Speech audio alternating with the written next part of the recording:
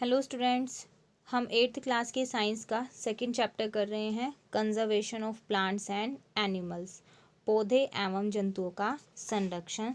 आज हमारा ये इस चैप्टर का पार्ट 4 है।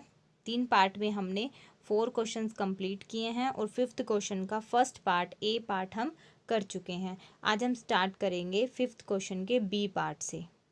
देखिए बी पार्ट क्या है। Protected forest are also not completely safe for wild animal. Why? जो प्रोटेक्टेड फॉरेस्ट हैं, जो संरक्षित वन हैं, जो संरक्षित जंगल हैं, वो जंगल भी जंगली जानवरों के लिए पूरी तरीके से सेफ नहीं है। क्यों? वैसे तो बोला गया है कि जंगली जानवर जो है संरक्षित वनों में है, लेकिन संरक्षित वनों में रहते हुए भी वे पूरी तरीके से सेफ नहीं हैं। क्यों? तो देखिए, protected forest are also not completely safe for wild animal. जो संरक्षित वन है, वो संरक्षित वन भी जंगली जानवरों के लिए पूरी तरीके से सुरक्षित नहीं है। क्योंकि because people living in the neighbourhood encroach upon them and destroy them.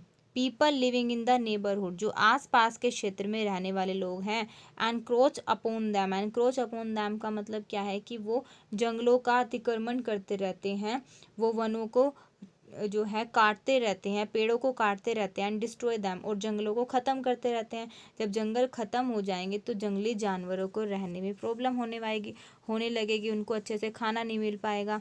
तो संरक्षित वन में रहते हुए भी जो जंगली जानवर है वो संरक्षित नहीं है, क्योंकि आसपास के लोग क्या करते रहते हैं, पेड़ों की कटाई करते रहते हैं, पेड़ों को नष्ट करते रहते हैं, जिसकी वजह से क्या होता है, जंगली जानवरों की लाइफ पर असर पड़ता है। ठीक है स्टूडेंट्स, अब करते हैं हिंदी में। देखिए ख पार्ट है। संरक्षित वन भी वन्य जंतुओं के लिए पूर्ण रूप से सुरक्षित नहीं है। क्यों? जो संरक्षित वन है वो वन्य जंतुओं के लिए पूरी तरीके से सुरक्षित नहीं है। तो क्यों सुरक्षित वो नहीं है, ये हमें बताना है। तो देखिए क्यों सुरक्षित नहीं है। संरक्षित वन भी जीवों के लिए संरक्षित नहीं रहे, क्योंकि इनके आसपास के क्षेत्रों में रहने वाले लोग वनों का अतिक्रमण करके उन्हें नष्ट कर देते हैं। आसपास के रहने वाले जो लोग हैं उन वन क्षेत्र में वो क्या करते रहते हैं, पेड़ों की कटाई करते रहते हैं, पेड़ों को नष्ट करते रहते हैं। और पेड़ों की कटाई करेंगे, पेड़ों को नष्ट करेंगे तो वन नष्ट होंगे, वन नष्ट होंगे तो वन्य जीवों की जो ज़िंदगी है वो ज़िंदगी उनकी मुश्किल में आ जाएगी, उनको प्रॉपर खाना नहीं मिलेगा, रहने के लिए जगह नहीं मिलेगी। इसलिए संरक्षित वन में रहते हुए भी वन्य जीव संरक्षित नहीं है। सी पार्ट करते हैं। देखिए C part, some tribals depend on the jungle. How? कुछ ट्राइबल्स जो होते हैं, कुछ आदिवासी जो होते हैं, वो जंगलों पर डिपेंड करते हैं। कैसे? हमें इसको बताना है। तो देखिए, सम ट्राइब्स, कुछ आदिवासी, डिपेंड ऑन द जंगल, वो जंगल पर डिपेंड करते हैं। रॉक शेल्टर, रॉक शेल्टर क्या होता है? जो चट्टानों के आवास होते हैं, चट्टानों से जो घर बनाए होते हैं, चट्टानों के आवास। Are also found inside the Satpura national park. जो रॉक शेल्टर हैं, जो चट्टानों के आवास हैं, वो सतपुड़ा नेशनल पार्क के अंदर पाए गए हैं। Which are the pre historic evidence. ये क्या है? प्री हिस्टोरिक मतलब ये पहले वाला जो ऐतिहासिक एविडेंस मीन्स ये प्रमाण मिला है, ये प्रमाण मिला है सतपुड़ा नेशनल पार्क से कि सतपुड़ा नेशनल पार्क में पहले जो आदिवासी लोग थे वो चट्टानों के आवास में रहते थे। Pre historic evidence of human life in these jungles. इन जंगलों में जो लोग हैं वो कैसे रहते थे? रॉक शेल्टर के अंदर रहते थे, चट्टानों के आवास के अंदर वो रहते थे। और ये प्रूफ हमें कहाँ से मिला है? सतपुड़ा नेशनल पार्क से। ठीक है, तो कुछ आदिवासी जो है वो जंगलों पर डिपेंड करते थे। ये हमें कहाँ से प्रूफ मिला इसका? सतपुड़ा नेशनल पार्क से। हिंदी में करते हैं। देखिए गे पार्ट, कुछ आदिवासी वन मीन्स जंगल पर निर्भर करते हैं। कैसे? कुछ जो आदिवासी लोग होते हैं वो जंगलों पर निर्भर करते हैं। अब हमें ये समझाना है कि वो कैसे जंगलों पर निर्भर करते हैं।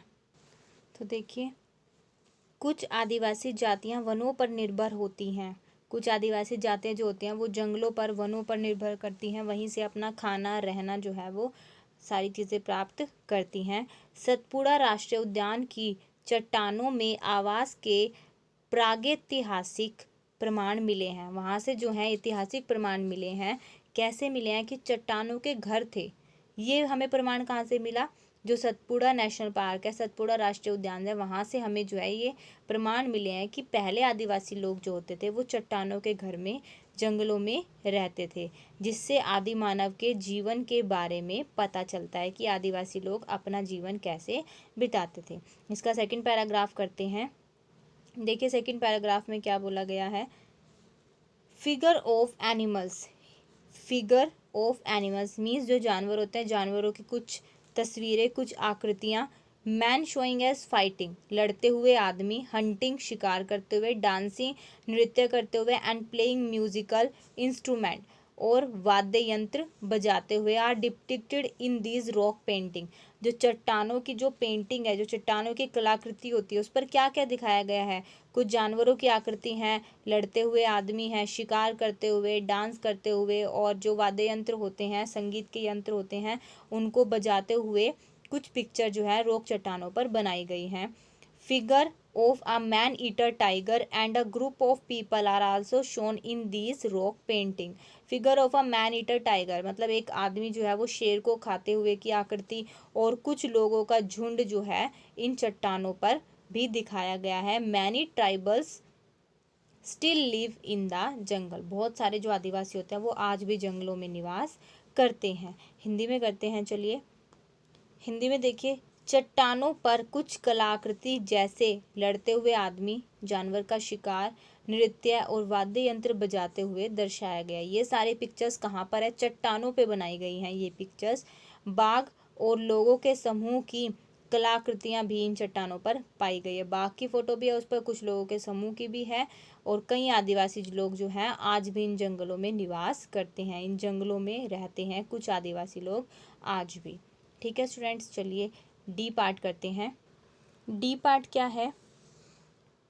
What are the causes and consequences of deforestation. Deforestation क्या होता है, पेड़ों की कटाई, वनोन्मूलन। उसके कोज बताने हैं हमें, वनोन्मूलन के कारण बताने हैं हमें कि किसकी वजह से वनोन्मूलन और कॉन्सिक्वेंसेज, इसके परिणाम क्या होंगे वो हमें बताने हैं। वनोन्मूलन के हमें कारण भी बताने हैं, मीन्स कारक बताने हैं, और उसके परिणाम हमें बताने हैं। ये देखिए पहले करते हैं कॉजेज ऑफ डिफोरेस्टेशन। कारण क्या है, क्यों पेड़ों की कटाई हो रही है। Due to changing lifestyle of the people and the development of technology in the 20th century. हो क्या रहा है कि जो लोग हैं उनका लाइफस्टाइल बदल रहा है, उनके जो रहने के तौर तरीके हैं वो बदल रहे हैं, टेक्नोलॉजी इम्प्रूव हो रही है, तकनीक में वृद्धि हो रही है। जब से कब से, जब से 20वीं सदी आई है। The utilisation of forest product has increased tremendously. जो यूटिलाइजेशन है, यूटिलाइजेशन का मतलब क्या है, जो यूज़ हो रहा है वनों का, वो ट्रीमेंडसली मतलब बहुत ही अत्यधिक मात्रा में जो है यूज़ हो रहा है। किसका, फॉरेस्ट प्रोडक्ट का। फॉरेस्ट प्रोडक्ट जैसे लकड़ी हो गई, उस लकड़ी का जो है बहुत ज़्यादा यूज़ किया जा रहा है 20th सेंचुरी में। जलाने के लिए नहीं, लेकिन जो घर में जैसे फर्नीचर के लिए ही आप ले लीजिए एग्जाम्पल, फर्नीचर लकड़ी का अगर हम बनवा रहे हैं तो वो फर्नीचर के लिए क्या होगा, लकड़ी चाहिएगी। लकड़ी कहाँ से मिलेगी हमें, पेड़ों से। तो जो यूटिलाइजेशन है फॉरेस्ट प्रोडक्ट का वो बहुत ज़्यादा अत्यधिक मात्रा में बढ़ चुका है। The main factor leading to the felling of tree for our comfort and convenience are. जो मेन फैक्टर है, जो मुख्य कारक है पेड़ों की कटाई का, वो क्या है, नीचे दिए गए हैं। फर्स्ट क्या है, requirement of more timber for housing purpose due to increase in population.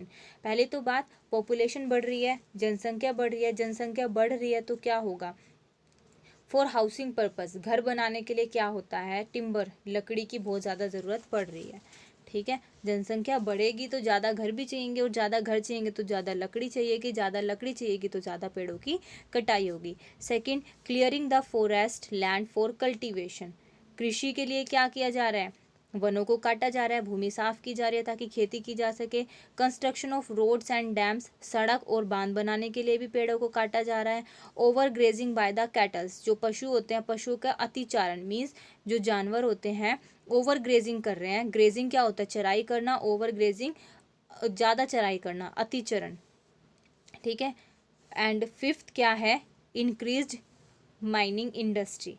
और जो माइनिंग क्या होती है, माइन होती है खाने, खानों की जो इंडस्ट्री है उसकी संख्या भी बढ़ रही है। तो ये सारे काम कैसे हो रहे हैं? पेड़ों की कटाई करने के बाद जगह खाली करके जो है वहाँ पर ये सारे काम किए जा रहे हैं। तो इन कारणों की वजह से जो है पेड़ों की कटाई आजकल की जा रही है। अब हम इसके परिणाम देखते हैं कि पेड़ों की कटाई तो हो गई, अपने फायदे के लिए पेड़ों की कटाई हमने की, तो अब उसका परिणाम क्या होगा? The following are the major consequences of deforestation. नीचे जो है मेन कारण दिए गए हैं। पहला, the balance of oxygen and carbon dioxide ratio in the air will be disturb. अब यहाँ पे क्या कह रहा है ये कि जो रेशो है ना कार्बन डाइऑक्साइड और ऑक्सीजन का, जो बैलेंस बना हुआ है उसके रेशो में, वो डिस्टर्ब हो जाएगा। क्यों? देखिए, जो ह्यूमन बींग्स होते हैं वो ऑक्सीजन गैस इनहेल करते हैं, कार्बन डाइऑक्साइड गैस एक्सहेल करते हैं। मींस जो इंसान होते हैं वो ऑक्सीजन गैस अंदर लेके जाते हैं और कार्बन डाइऑक्साइड गैस बाहर छोड़ते हैं। जबकि जबकि पेड़ पौधे क्या करते हैं? ऑक्सीजन गैस बाहर छोड़ते हैं और कार्बन डाइऑक्साइड गैस अंदर लेके जाते हैं। जनसंख्या बढ़ रही है तो उनको ऑक्सीजन की ज़्यादा ज़रूरत होगी, लेकिन पेड़ कम किए जा रहे हैं, तो वो जब पेड़ कम होंगे तो ऑक्सीजन भी कम होगी और कार्बन डाइऑक्साइड ज़्यादा यूज़ नहीं हो पाएगी, क्योंकि कार्बन डाइऑक्साइड को यूज़ कौन कर रहा होता है? प्लांट्स तो कम होते जा रहे हैं। तो जो रेशो है ऑक्सीजन का और कार्बन डाइऑक्साइड गैस का, वो क्या हो जाएगा? डिस्टर्ब हो जाएगा। ठीक है। सेकंड क्या है? एक्सेसिव फ्लड, ज़्यादा बाढ़ें आएंगी। फ्लड्स मीन्स बाढ़। सोइल इरोजन, भूस्खलन होगा। मिट्टी का अपरदन होगा। क्लाइमेट चेंज, जलवायु में परिवर्तन होगा, समय पर बारिश नहीं आएगी। डिस्ट्रक्शन और migration of animals and birds living in the forest, जो वन में रहने वाले पशु पक्षी और जानवर थे उनका प्रवास क्या हो जाएगा? नष्ट हो जाएगा, डिस्ट्रॉय हो जाएगा, खराब हो जाएगा। वो क्या करेंगे? माइग्रेट करेंगे, एक जगह से दूसरी जगह पर चले जाएंगे। No replenishment of ground water, जो भूमि के अंदर का पानी है उसकी पूर्ति नहीं हो पाएगी, उसमें कमी आ जाएगी। डिस्ट्रक्शन ऑफ मेडिकल प्लांट, कुछ पौधे जो हैं वो दवाई बनाने में यूज़ होते हैं, तो उन दवाई वाले पौधों को भी नष्ट कर दिया जाएगा, वो हमें नहीं मिलेंगे। Industry related to timber, rubber etcetera will not flourish, जो लकड़ी और जो हमारे रबर उद्योग होते हैं, will not flourish. Flourish means क्या है यहाँ पर? कि वो भी जो है ऊपर नहीं उठ पाएंगे, उनमें भी क्या आ जाएगी? गिरावट आ जाएगी। इंडस्ट्री जो लकड़ी और रबर से रिलेटेड है उसमें भी गिरावट आ जाएगी। परिणाम तो यही होगा, अगर ज़्यादा लकड़ी अगर हम काटते रहे तो एक टाइम ऐसा आएगा ना, पेड़ कम रह जाएंगे, बहुत ही कम रह जाएंगे, तो उनका उद्योग जो है ऊपर नहीं उठ सकता। क्या होगा? Industry related to timber and rubber etcetera will not be flourish, जो इंडस्ट्री जो लकड़ी और रबर से रिलेटेड है वो अच्छी तरीके से जो है पनपेगी नहीं, ऊपर नहीं उठ सकेगी, उसमें क्या आती रहेगी? गिरावट आती रहेगी। एंड नाइन्थ क्या है? Reduction in fertility of soil, मिट्टी की उर्वरता में क्या आ जाएगी? कमी आ जाएगी। तो ये परिणाम होंगे वनोन्मूलन के, ये प्रभाव होगा। ठीक है, चलिए हिंदी में करते हैं। वनोन्मूलन के कारक और उनके प्रभाव क्या हैं वो हमें बताने हैं। तो देखिए, वनोन्मूलन के कारण क्या है? वनोन्मूलन के कारण, पेड़ों की कटाई के कारण लोगों के बदलते जीवन स्तर और तकनीकी वृद्धि से वनों के उपयोग में अत्यधिक वृद्धि हुई है। मींस जो हमारा लाइफस्टाइल है और जो टेक्नोलॉजी में चेंज आया है, टेक्नोलॉजी में इम्प्रूवमेंट हुई है, उसमें वृद्धि हुई है, तो उससे क्या हुआ है? वनों का उपयोग और भी ज़्यादा बढ़ गया। अपने आराम और सुविधाओं के लिए वृक्षों की कटाई के निम्न उद्देश्य हैं। मनुष्य अपने फायदे के लिए, अपने आराम के लिए, सुविधा के लिए जो है इन कारणों की वजह से पेड़ों की कटाई कर रहे हैं। पहला कारण क्या है?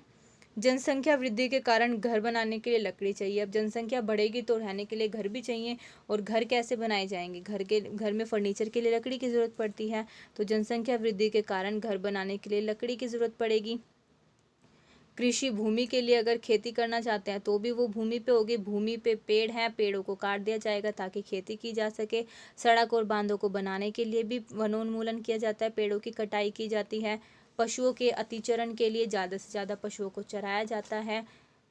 खानों में वृद्धि के लिए, खानों जो माइन होती हैं, जो खाने होते हैं, जैसे कोयले की खान हुई, तो उन खानों की वृद्धि के लिए भी क्या किया जाता है? पेड़ों की कटाई की जाती है। अब कारण क्या होंगे इसके? वनोन्मूलन के कारण तो हो गए, प्रभाव क्या होंगे इसके? तो वनोन्मूलन के मुख्य दुष्प्रभाव है। पहला, ऑक्सीजन और कार्बन डाइऑक्साइड के अनुपात का असंतुलन। इसमें क्या हो जाएगा? असंतुलन हो जाएगा। ज़्यादा बाढ़ आएगी, मृदा अपरदन होगा, जलवायु चेंज हो जाएगी, जो वन में रहने वाले पशु पक्षी हैं उनका आवास, उनके रहने की जगह वो नष्ट हो जाएगी, जो अंडरग्राउंड वाटर है, स्थलीय जल, उसमें कमी आ जाएगी, दवाइयों वाले पेड़ पौधे क्या हो जाएंगे, नष्ट हो जाएंगे क्योंकि पेड़ों की कटाई की जा रही है, भूमि की उर्वरता में भी कमी आ जाएगी, और लकड़ी और रबर उद्योग में क्या होगा, गिरावट आएगी। कब? जब हम पेड़ों की ज़्यादा से ज़्यादा कटाई करते हैं। ठीक है स्टूडेंट्स, चलिए इसका ई पार्ट करते हैं। ई पार्ट क्या है? RDB, red data book. Basic में भी किया था हमने। रेड डाटा बुक क्या होती है? एक ऐसी बुक जो एंडेंजर्ड एनिमल्स का क्या रखती है, रिकॉर्ड रखती है। एंडेंजर्ड एनिमल्स और प्लांट का रिकॉर्ड रखने वाली बुक क्या कहलाती है? Red data book. तो red data book is a source book which kept a record of all endangered animal and plant। Endangered, खतरे में है जो। तो रेड डाटा बुक क्या है? एक ऐसी बुक है जो रिकॉर्ड रखती है किसका? जो खतरे में संकटापन्न जंतु और जो पौधे हैं उनका रिकॉर्ड रखती है। There are different red data book for plant, animals and other different species. Means plant के लिए अलग रेड डाटा बुक है, एनिमल्स के लिए अलग है, और जो दूसरे स्पीसीज हैं, जितने भी जीव हैं, हर एक जीव के लिए अलग अलग रेड डाटा बुक बनाई गई है। और रेड डाटा बुक होती क्या है? जिसके अंदर संकटापन्न जीवों का रिकॉर्ड रखा जाता है, उसे हम कहते हैं रेड डाटा बुक। हिंदी में करते हैं। रेड डाटा बुक क्या होती है? यह पुस्तक संकटापन्न स्पीसीज का रिकॉर्ड का स्रोत है। जो संकटापन्न स्पीसीज हैं, जो संकट में हैं, जिनकी संख्या खत्म होने वाली है, उनका रिकॉर्ड रखा जाता है रेड डाटा बुक में। पौधे, जंतु तथा अन्य स्पीसीज के लिए अलग अलग रेड डाटा पुस्तक है। जो अलग अलग स्पीसीज होते हैं, जिन जंतुओं के लिए अलग है रेड डाटा बुक, पौधों के लिए अलग है, सूक्ष्म जीवों के लिए अलग है, जो अलग अलग जितने भी जीव होते हैं सबके लिए अलग अलग रेड डाटा बुक जो है यूज़ की जाती है, अलग अलग रेड डाटा बुक बनाई जाती है। च पार्ट देखिए, पहले हिंदी में ही कर लेते हैं। च पार्ट, प्रवास क्या होता है? माइग्रेशन जिसको हम बोलते हैं। कुछ स्पीसीज द्वारा अपने आवास से किसी निश्चित समय में बहुत दूर जाना प्रवास कहलाता है। जब जलवायु परिवर्तन होते हैं, जलवायु परिवर्तन के कारण कुछ जीव क्या करते हैं, अपने जो उनका आवास होता है उस आवास से बहुत दूर चले जाते हैं। प्रवास अधिकतर पक्षियों में किया जाता है, और ज़्यादातर कौन करता है इस काम को? पक्षी। वो पक्षी जैसे जलवायु चेंज होती है तो एक जगह से उड़कर जो है दूर जगह पर, दूसरी जगह पर चले जाते हैं। प्रवास अधिकतर पक्षियों में होता है। पक्षी जलवायु परिवर्तन के कारण क्या करते हैं? प्रवास करते हैं। जैसे चपटे सिर वाली बत्तख हो गई। चपटे सिर वाली बत्तख ऐसा काम करती है, ये एक बर्ड का नेम है। सुरखरब आदि प्रवासी पक्षी, ये आपको एग्जाम्पल दिए गए हैं कि ये पक्षी क्या है? माइग्रेटरी बर्ड्स हैं। इंग्लिश में करते हैं। माइग्रेशन देखिए क्या होता है।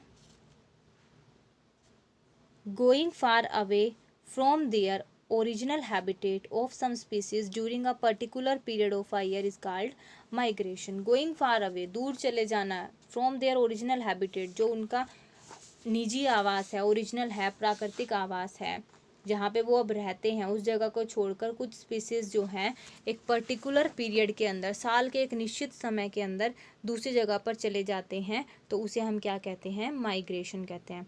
Migration mostly takes place in bird. ज़्यादातर ये काम किस में होता है? बर्ड्स में, पक्षियों में होता है। Birds migrate to the other places due to climate changes. और क्यों जाते हैं वो, क्यों माइग्रेट करते हैं? क्योंकि क्या हो जाती है? क्लाइमेट चेंज हो जाती है, जिस वजह से वो क्या करते हैं? एक जगह से दूसरी जगह पर चले जाते हैं। एग्जाम्पल्स क्या हैं इसके? बार हेडेड गूस, जो चपटा, बार मीन्स चपटा, हेडेड सिर, गूस बत्तख, चपटे सिर वाली बत्तख हो गई।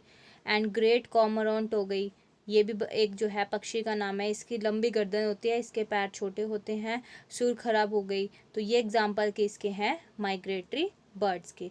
माइग्रेटरी बर्ड्स क्या होती हैं? जो एक निश्चित समय के अंदर जलवायु परिवर्तन के कारण एक जगह से दूसरी जगह पर चले जाते हैं, उसे हम कहते हैं माइग्रेटरी बर्ड्स या माइग्रेशन, इस प्रोसेस को हम बोलते हैं। तो आज हम जो है यही क्वेश्चन करेंगे। आपको इसको अच्छे से लर्न भी करना है और इसको अपनी नोटबुक में नोट डाउन भी करना है। Thank you students.